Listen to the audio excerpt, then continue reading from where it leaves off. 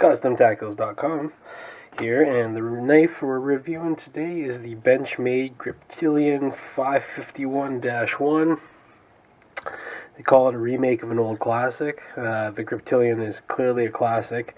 Most of the guys that have been around the knife world long enough have seen this design when it first came out. Mel Pardue design.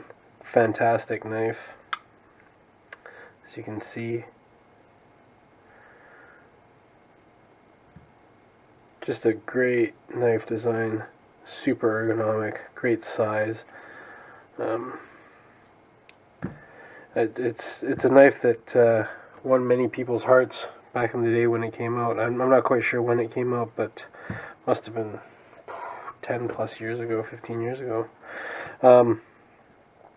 This is sort of a premium version of the Griptillian. It features the CPM 20 CV steel, particle metallurgy steel blade, steel.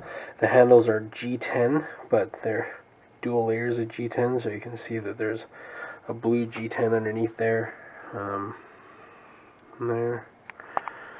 and the gray G10 on the outside here. It's also got blue aluminum standoffs, which are pretty cool. Deep pocket clip, Benchmade butterfly logo. You can see there where it is the CPM marking, Mel Pardue logo, Benchmade logo, 551. Axis lock, of course, like all the Griptillians. Can get the flip quite open on that. Zoom back out. So yeah, just some of the stats on the Griptillian. 3.45 inch blade length.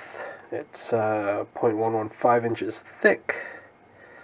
8.07 inches overall length when opened, and weighs 4.17 ounces. So let's talk a little bit about I guess the blade steel here, because that's going to be one of the sort of the highlights of the knife. The CPM 20 CV steel. It's not a crazy super steel or anything like that. Actually, it almost has the same chemical composition as Bowler's M390, and even on Benchmade's own site for this knife, it states that they're almost identical steels, except maybe slightly better edge retention from CPM 20 CV. Is what they say. It's clearly a premium steel. It's made in the USA by Crucible, so always a nice feature for a lot of those that want a 100% USA made knife in terms of steel as well. Can't say the same for the handle material because I don't know where that comes from, but yeah, it's just a little bit more American than the M390 steel. This is actually a really cool. At first, when I looked at this, I was like, why would you? It seemed like a lot of money to pay for a Griptillian. I mean, I remember when the Griptillians came out, and they were like, $50, $60 knives, and they were FRN, and then the Ritter grips came around, and everybody was customizing them with the handle scales, but this is cool. This is also super well made knife. I noticed when I was trying to move the blade, it's just there's no play whatsoever. Bronze phosphorus washers, fairly thick ones, but it does not move. The blade there's no play. It's fantastic, and axis lock's always good.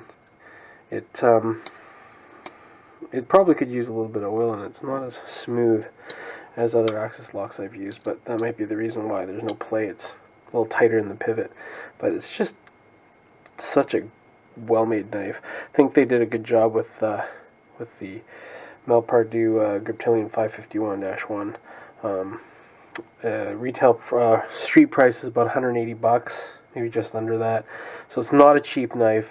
One of the more high-end blue class Benchmades out there for sure. So, but if you like the Mel Pardue design, the Griptillian, take a look at it. It's got a great Great CPM 20 CV steel blade for all you sort of super steel junkies out there. Very usable design, great drop point, saber ground, stone washed. Great knife, Griptillian. Alright, hope you enjoyed it.